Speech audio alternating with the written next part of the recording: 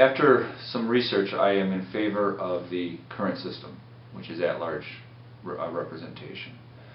I think it was put best at the recent forum by the League of Women Voters, where it was repeated by several people that you really have to think about what you are trying to achieve when you think about changing the form of government. And in talking to people, I found three major issues that people have that they're trying to address with a possible change to a ward system. One is responsiveness, which is one of your questions you're going to ask in a minute. One is diversity. I think there's a lack of representation of the type of people elected. And the third is geographic representation. Certain areas of town don't have representation. And taking those issues and thinking through the ward system, I think the people that are looking for solutions to those problems would be disappointed in the ward system. As it's proposed right now, there's either going to be 4 or 5 or 6, I've even heard of 6 wards, and then the remaining of the 8 would be at large. And when you spread those wards out over a city the size of Elgin with 108,000 people, you're not going to get the specific issue addressed through those wards, and I think that would disappoint people. So the fact that you're not going to, I don't believe you're going to be addressing those issues with the ward system, combined with the negative aspects of wards, which is another thing I've discovered. I've talked to people from other cities, and especially when I find out they have wards or modified ward systems, getting their take on this. Things like that people don't think about is when you have a ward gets its own budget.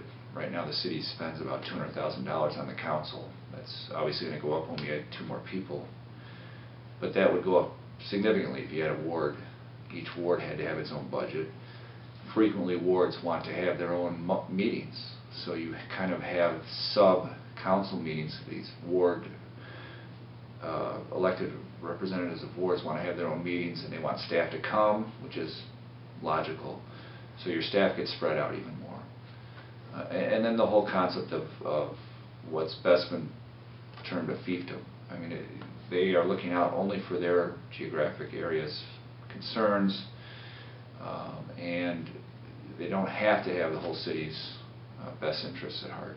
So it's for those reasons that I support the current system and not a ward system or a modified ward system. 311 is another really good tool that we are rolling out to help people understand what we do and have some responsiveness to their needs. We had a kind of a beta test with the snowstorm about 2 weeks ago or so, and the response was positive. People called in, they were given a assignment number, they were told what we were going to do, and they had a follow-up report at the end and told what happened, if anything, if there was a solution, if there wasn't, why not. And from all that, we can collect that and analyze the data that we get from that program, figure out where we're doing right, where we're doing wrong, what issues are out there that we're not addressing that we can kind of change our focus and address. I was pleased with the website that was developed for the budget this year. I thought that was really well done, and I think I'd like to see our website migrate to one similar to that one. And then lastly, social media. That was another thing that came up, really blossomed in the blizzard. Our city manager was out tweeting and Facebooking and emailing and really giving people updates, and that really was well received in the city. So those are some of the things I think we can do to address this overall concern of a lack of responsiveness, which I think is tied to a lack of understanding of what we do.